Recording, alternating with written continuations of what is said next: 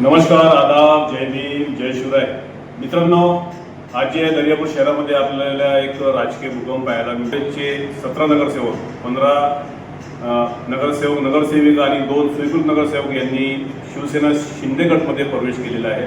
मान्य श्री आपल्या सुधाकर भाऊ भाडसगळे यांच्या नेतृत्वात. या निमित्ताने जे आहे गटनेते श्री रामेश्वरजी चव्हाण हे आपल्याशी जुळलेले आहे. आपण यांच्याशी सविस्तर या घडामोडीवर चर्चा करणार आहोत. भाऊ, तुमचा सर्वप्रथम विदर्भ शासन न्यूजमध्ये स्वागत आहे. धन्यवाद. भाऊ, काय म्हणाल, आता नुकतेच जे आहे काँग्रेस पक्षावर निवडून आलेले 17 नगरसेवक यांनी शिवसेना शिंदे गटमध्ये प्रवेश केलेला आहे, तेव्हा तुम्ही काय सांगा? काही गावाच्या विकासासाठी आम्ही शिंदे शिवसेनेमध्ये प्रवेश केला आहे आणि जवळपास नगरपालिकेत भुयारी गटार योजना झाली, त्याच्यानंतर हद्दवाढीचा प्रश्न आहे, त्याच्यानंतर इंदिरा आवास योजना, पंतप्रधान आवास योजना आहे, त्यानंतर रमई आवास योजना आहे, मूलभूत काही पाण्याचे घटक मूलभूत योजना आहे. त्याच्यावर त्या हिशोबाने आम्ही शिंदे शिवसेनेमध्ये गेलो. नुकते जे तुमचे विरोधक आहेत, अपोजिशनचे लोक आहेत, त्यांचंही म्हणणं आहे की तुम्हाला जर शिंदे गटमध्ये जायचं होतं तर तुम्ही अगोदर का स्थानिक स्वराज्य संस्थाच्या निवडणुकीच्या अगोदर तुम्ही का नाही गेले? तुम्ही काँग्रेस पक्षाच्या चिन्हावर निवडून आले आणि नंतर तुम्ही पदार्पण केलं, यावर काय सांगा? आता गोष्ट अशी असते की त्यावेळेस आम्ही काँग्रेस पक्षाचे होतो, काँग्रेस पक्षाकडून निवडणूक केली. पण जेव्हा आम्ही सभागृहामध्ये इथं आलो नगरपालिकेमध्ये आणि जी भयान परिस्थिती बघितली, 4 वर्षाच्या प्रशासन काळामध्ये नगरपालिकेचं सर्व बॅलन्स प्रशासन काळात पूर्ण गेलेलं होतं. त्यानंतर जे सरकार आहे वरची आणि केंद्र शासनाची आणि राज्य शासनाची यांची अशी पॉलिसी दिसून आली की ज्या ठिकाणी त्यांच्या सरकारच्या अनुकूल नगरपालिका आहेत त्या ठिकाणी ते पैसे देतात किंवा विकास निधी टाकतात आणि आपल्या गावाचा बॅकलॉग ह्या 4 वर्षाच्या प्रशासन काळामध्ये एवढा वाढलेला होता आणि हद्दवाढीमुळे एवढा त्याच्यात दुबळी निर्माण झाली होती की आमच्या सर्व नगरसेवकासमोर आणि नगराध्यक्षासमोर आम्हाला कोणता पर्याय दिसत नव्हता की आपण काय करायचं म्हणून आम्ही शिंदे शिवसेनेमध्ये जाण्याचा मार्ग निवडला. नुकतेच जे आहे महाराष्ट्राचे माजी राज्यमंत्री सौ यशोमती ठाकूर यांनी घणघणीत आरोप केलेला आहे, चॅलेंज केलेलं आहे की तुम्ही एक वेळा जे आहे राजीनामा देऊन पुन्हा मैदानात या आणि निवडणूक लढवा. याच्यावर काय सांगाल? नाही, ते आमच्या मोठ्या नेते आहेत आणि ते मी मोठ्या ह्याने त्यांना ताई म्हणतो. मी त्यांच्या एवढा मोठा नेताही नाही, मी त्यांच्या प्रत्युत्तराला उत्तर देईल. पण प्रत्येक निवडणुकीसमोर नगरसेवकांना किंवा कोणत्याही उमेदवाराला हा जनतेसमोर जायच लागणार आहे. जनता ठरवी त्यावेळेस काय निर्णय घ्यायचा. मी जास्त खूप इच्छित नाही त्या विषयावर. भाऊ, दर्यापूर शहरामध्ये चर्चा आहे, सामान्य नागरिकांमध्ये चर्चेचा विषय असा होत आहे तर पैसे घेऊन हे सर्व नगरसेवक जे आहे 30-30, 40-40 लाख रुपये घेऊन यांनी शिवसेनेमध्ये पदार्पण केलं, यावर काय सांगा? ही सर्व तथ्य आहे की तथ्य आहे? सर्व खोटी गोष्ट आहे. कोणताही नगरसेवक हा पैशाच्या प्रबोधनाला गेला नाही. नगरसेवकांनी एवढंच बघितलं की मग गावाचा विकास कसा होईल. गावाच्या विकासासाठी भुयारी गटार योजना 265 कोटीची आहे. हद्दवाढी, साईनगर, टाटानगर, जहानपूर रोड हा हद्दवाढीचा प्रश्न एवढा बिकट आहे आणि ह्याच्यात एवढा बॅकलॉग तयार झालेला आहे की तिथं विकास निधी आणण्यासाठी आम्हाला शिंदे गटात प्रवेश करावा लागला.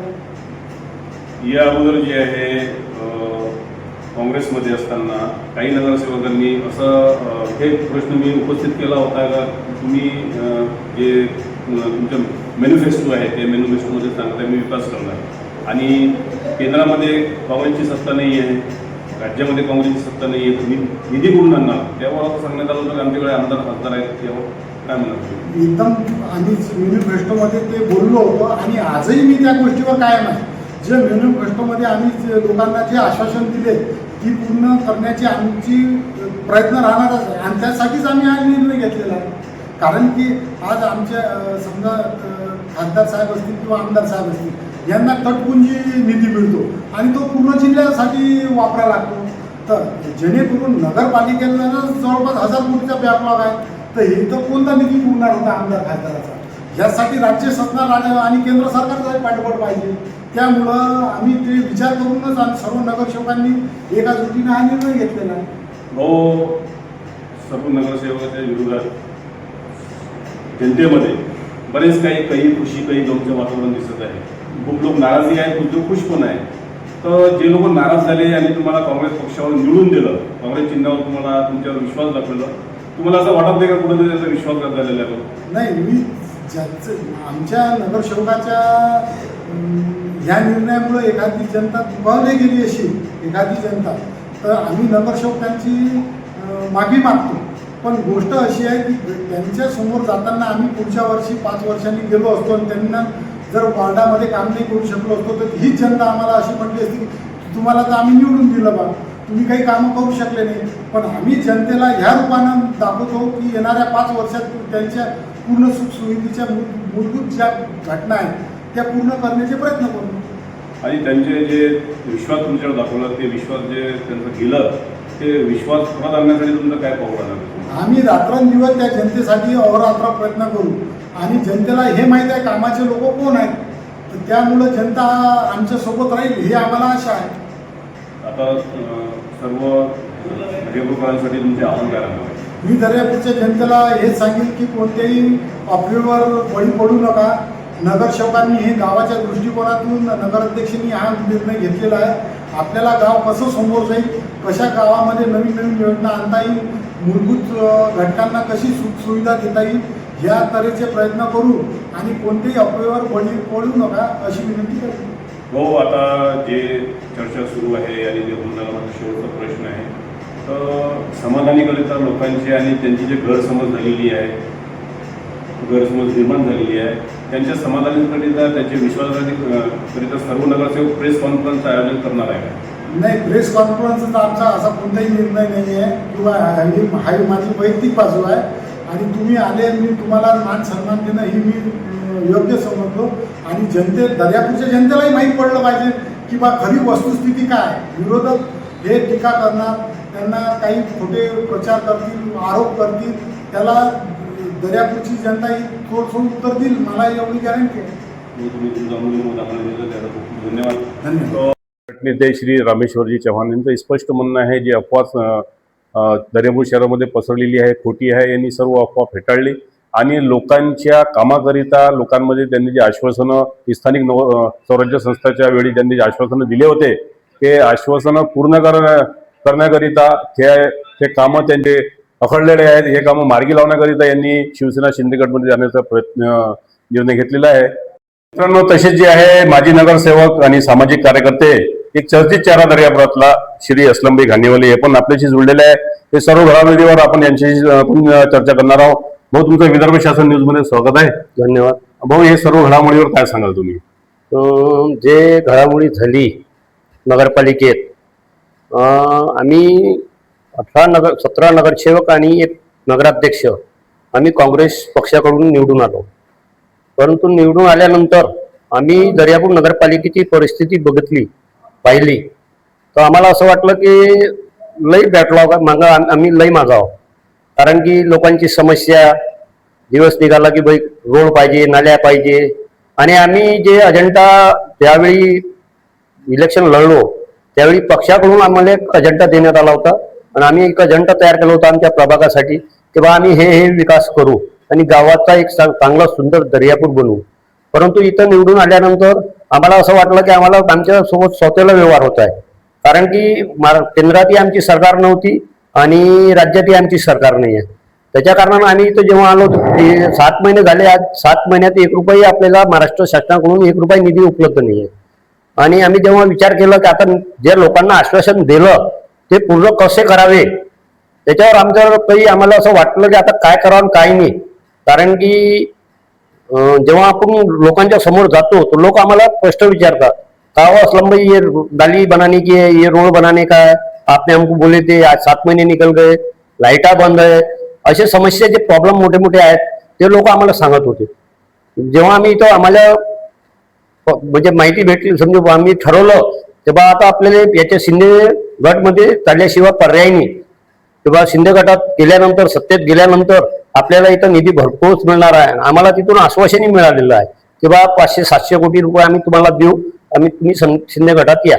आणि जसं की गटर योजना आहे, त्याच्यानंतर वैशिष्ट्यपूर्ण आहेत आमचे 7 रोड आपण इथं तयार, म्हणजे गावातले मोठे मोठे रोड 63 कोटीची ती योजना आमच्याजवळ तयार आहे आणि आम्ही ते पाठवलेली आहे. 63 कोटी ते आहे, 265 कोटी गटर योजनेचे आणि बाकीचे प्रभागातले जे कामं आहेत, मोठे मोठे रोड जे बाकीचे राहिलेले आहेत, असे 500 ते 600 कोटी रुपये आम्हाला नगरपालिकेला देण्याचे त्याने आश्वासन दिलेले आहे. त्या आधारावर आम्ही सर्व नगरसेवकांनी दर्यापूरचे आमचे जेवढे नगरसेवक होते, अध्यक्ष मॅडम, सर्व मिळून एक निर्णय घेतला की भाई दर्यापूरच्या शहराच्या विकासासाठी आणि आपल्याला याच्याशिवाय पर्याय नाही विकास, कारण की 5 वर्षानंतर आम्ही गेलो त्या लोकांजवळ जाऊ तर काही ना काही लोकांना सांगायला लागेल की बा आम्ही हे विकास केलं तुमच्या प्रभागातलं, परंतु 5 वर्षात काही विकास नाही केला तर लोक आम्हाला बोलणारच आहे. त्याच्यापेक्षा आपण सर्व एक मताने निर्णय घ्या आणि शिंदे गटात चला. मग आम्ही सर्वजण शिंदे गटात प्रवेश घेतला आणि त्याच्यानंतर आम्ही जसं त्यावेळी आम्ही मुंबईला पोहोचल्याच्या अगोदरच म्हणजे पोहोचताना आम्हाला माहित पडलं की कलेक्टर ऑफिसला गटर योजनेची मिटिंग शिंदे साहेबांनी लावलेली आहे 265 कोटीची. म्हणजे आमचा उद्देश आहे फक्त दर्यापूर शहराचा विकास. आता लोक चर्चा करतात तेव्हा असलं नगरसेवकांनी इतके पैसे काय उतने पैसे काय, आम्ही त्यांना पुरावा छाती ठोकून सांगतो की तुम्ही पुरावा सिद्ध करा की भाई एवढे पैसे आले, आम्ही तयार आहोत, आम्ही राजीनामे देतो. हे जे म्हणत आहे की भाई काँग्रेस पक्षावर निवडून आलेले आहेत आणि काँग्रेस पक्षाकडून राजीनामा द्यावा, तर मी म्हणतो आम्हाला तुम्ही सिद्ध करून दाखवा की भाई हे पैसे भेटले 20 लाख 30 लाख 40 लाख आणि आम्ही राजीनामा द्यायला तयार. असलं याच्या अगोदर तुम्ही भारतीय जनता पक्षामध्ये पण होते, नंतर काँग्रेसमध्ये, आता शिवसेनामध्ये. शिवसेना जी आहे शिवसेनेची छवी हिंदूवादी छवी आहे आणि मुस्लिम समाजानं भरघोस मत जे आहे काँग्रेस पक्षावर, सुधाकर पाटील भाजगडे यांच्यावर विश्वास दाखवून दिलं. त्याच्यावर काय सांगाल तुम्ही? विशेष म्हणजे मुस्लिम समाजाबद्दल. मी मुस्लिम समाजाला बद्दलच सांगतो, हे जे काँग्रेसवाले जे नेता इकडचे दर्यापूरचे जे सांगत आहे की मुस्लिम समाज काँग्रेस सोबत आहे, काँग्रेस सोबत आहे. मी तुम्हाला एक गोष्ट सांगतो, 2001 मध्ये जेव्हा प्रकाश पाटील त्या नेतृत्वात नगरपालिका लढवण्यात आली होती, 19 सीटा प्रकाश पाटलाचे शिवसेनेवर आले होते. त्याच्यात माझे वडीलही निवडून आले होते, आपले मनसूरभाई पठाण साहेब आले होते, त्याच्यात इबादुल्ला शाह निवडून आले होते. तेव्हा मुसलमानांनी काय वोट नाही मारलं काय शिवसेनेला? तेव्हा हिंदूवादी नव्हती काय? मी स्वतः नगर सुधार कडून उभा होतो, त्यावेळी मी निवडून आलो. त्याच्यानंतर भारतीय जनता पार्टीकडून निवडून आलो, म्हणून मुसलमानांनी वोट नाही मारले. याच्यावर जे आहे आता हे जे लोक सांगतात हिंदुत्ववादी आहे, मला एक गोष्ट सांगा, परभणीमध्ये मुस्लिम समाजाला शिंदे साहेब आमदारकीची विधान परिषदेची तिकीट देतात आणि त्यांना निवडून आणतात आणि तेही मुस्लिम, तर मग हिंदुत्ववादी कुठं राहिली पक्ष? काही खालचे लोकल लीडर काही बोलत असेल आणि शिंदे साहेबाला बदनाम करत असेल आणि त्यांच्या पार्टीला बदनाम करत असेल, ते चुकीचं आहे. तुमचं म्हणणं बरोबर आहे, पण आता नुकतेच जे आहे मध्यंतरी शिवसेनेचे गटनेते प्रदीप बोमलिये यांनी जेव्हा तुम्ही शपथविधी तिथं होती, तुम्ही तिथं पदार्पण केलं मुंबईला जाऊन, त्यांनी स्पष्ट इथं एका चॅनलला त्या माध्यमानं एक इंटरव्ह्यू देताना म्हटलं होतं की हिंदुत्व काय सांगाल? मी हेच म्हणणार आहोत की माझे हिंदू बांधव सगळे समजदार आहेत. कोण्या एका व्यक्तीच्या बोलबुत्यावर हिंदुत्व नसते. माननीय प्रदीप भाऊ मलियाने जे वाक्य वापरला की हिंदुत्ववादी संघटना, आज तुम्ही ते जे बोलत आहे, भाषा वापरत आहे, ते राजकारणात चालत नाही. ते व्यक्तिमत्व त्यांचा स्वतःचा व्यक्ती आहे, पक्षाचा नाही आहे. शिंदे साहेबाच्या पार्टीचा तो मत नाही आहे. ते हर मुस्लिम समाजाला, बौद्ध समाजाला आणि हिंदू समाजाला घेऊन चालणारा पक्ष आहे. आणि राहिला प्रदीप मलियाचं, तर मी एवढंच म्हणणारा प्रदीप भाऊलाही की आपल्याला विकासाची भूमिका निभावायची आहे. हिंदू मुसलमान करून काहीच फायदा नाही आहे. आपल्याला 4.5 वर्ष जनतेनं निवडून दिलेलं आहे. त्या मुद्द्यावर विकास कसा होईल त्या मुद्द्यावर त्यांनी गोष्ट इथं मांडावी. आणि राहिला हिंदू मुसलमानाचा विषय, येणाऱ्या 4.5 वर्षानंतर परत इलेक्शन लागणार आहेत. काही इलेक्शन खतम होत नसतात, त्यावेळी आमचे हिंदू बांधव त्यांनाही दाखवून देईन हिंदुत्ववादी किती आहे आणि त्यांनाही दाखवून देईन. राहिला मुस्लिम समाजाचा विषय, आता मुस्लिम समाज जे तुम्ही म्हणत आहे नाराज आहे, माझ्या मतानं मुस्लिम समाज नाराज नाही आहे. ठीक आहे, त्यांच्या भावनाला ठेस पोचली, काही आहेत मुस्लिम लोक जे काँग्रेसला फेवरेबल करतात. मी असं नाही म्हणत की मी काँग्रेसला फेवरेबल नाही करत. काँग्रेसला त्यांनी प्रयत्न केला आणि माननीय सुधाकर पाटील यांची जे घरचे लोक आहेत त्यांना मिसेस त्यांना निवडूनही दिलं. लेकिन त्यांचे घरच्या लोकांनी का निर्णय घेतला?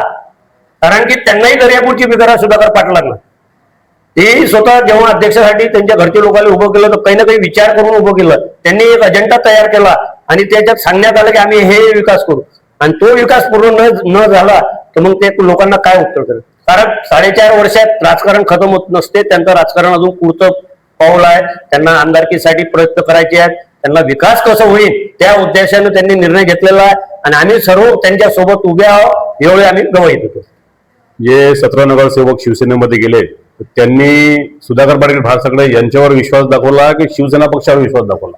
आम्ही सुधाकर पाटलावर विश्वास ठेवून तो दर्यापूरचा विकास कसा होईल त्या उद्देशानं आम्ही सुधाकर पाटलाच्या नेतृत्वात आम्ही शिंदे गटात प्रवेश घेतला आणि आता येणाऱ्या 4.5 वर्षात आम्ही दर्यापूर शहराचा विकास कसा करू ह्या आमचं उत्तर आहे.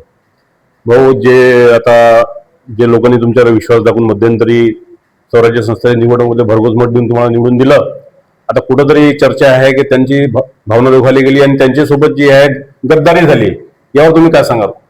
गद्दारी झालीच नाही आहे. गद्दारी त्यांनी आम्हाला गद्दार सांगितलं.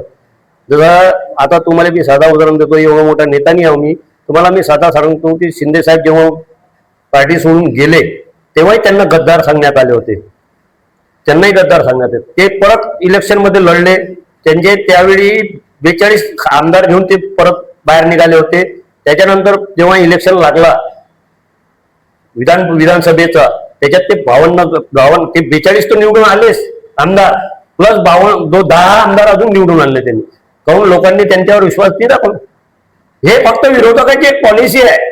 हे काँग्रेसवाल्यांची पॉलिसी आहे की आम्हाला गद्दार सांगायचं. हे ते सर्व लोकांना काही घेणं नाही आहे. लोक जनता जनार्दन फक्त हेच पाहिजे की आमचं काम कसं झालं पाहिजे, नगरपालिकेत आल्यावर त्यांना मान सन्मान कसं मिळालं पाहिजे, त्यांना जे वादे केलेले आहे जनतेला ते पूर्ण झाले पाहिजे एवढं जनतेला आहे. हे फक्त हे विरोधकाची पॉलिसी आहे. हे जे तुम्ही सांगत आहे गद्दार आहे गद्दार, मला तर असं आता एका मी 2-3 दिवस झाला मला मुंबईवरून या मला तर एकही व्यक्ती असा नाही भेटला त्या किंवा असलं तुम्ही गद्दार आहे करते असा एकही व्यक्तीने बोलला नाही. विरोधक बोलत आहेत. मला सांगा, मी दुसऱ्याला चोर सांगणार आहोत. आता कोणी कोणाला काय म्हणते तो विरोधाची पॉलिसी आहे. त्यांचा मन दुखलेला आहे, मान्य आहे. पक्ष सोडून जाणं म्हणजे काही एवढं मोठं आसान नसते. लेकिन आम्ही जो स्वतः आहे आम्ही काही मनावर फक्त ठेवून कशासाठी गेलो? दर्यापूरच्या विकासासाठी. आम्हाला दर्यापूरचा विकास करायचा आहे. कारण येणाऱ्या 4.5 वर्षानंतर त्या जनतेसमोर आम्हाला परत जायचं आहे. आम्ही असं नाही म्हणत की आम्हाला इलेक्शन लढायचं नाही आहे. आम्हाला 4.5 वर्षानंतर परत त्यांच्याजवळ जायचं आहे. आणि त्याच्यानंतर गेल्यानंतर काय आम्ही त्यांना काय सांगू की निधी नव्हता? बरोबर आहे. सत्तेत राहिल्यावर सत्तेचं आम्हाला जेव्हा दिसत आहे की समोर विहीर आहे, आम्ही कशी कुठे मारणार विहीर मध्ये? साईडमध्ये रस्ता आहे, त्या साईडमधून निघणार आहोत. आम्हाला शिंदे साहेबाचा मार्ग दिसला, निधीचं आम्हाला उपलब्धची त्यांनी आश्वासन दिलेलं आहे आणि आश्वासनाच्या आधारावर आम्ही केलेलं. राहिला आता पैसे द्यायचं, पैसे घेतले, खाल्ले, पिल्ले काय म्हणतात लोक, त्याच्यावर आम्हाला काही बोलत नाही. कारण की आम्ही पैसे घेतलेले नाही आहे. आणि ज्याच्याजवळ पुरावा असेल तर मी राजीनामा द्यायला कधी तयार यायचा. भाऊ, तुम्ही तुमचं अमूल्य मत आमच्या चॅनल दिला त्याबद्दल खूप खूप धन्यवाद. तर मित्रांनो, हे होते असलमभाई घाणेवाले यांची स्पष्ट भूमिका आहे की तुम्ही त्यांच्या विरोधकांना की तुमच्याकडे जर पैसे खाल्ल्याचा पुरावा असेल तर ते राजीनामा द्यायला तयार आहे. आता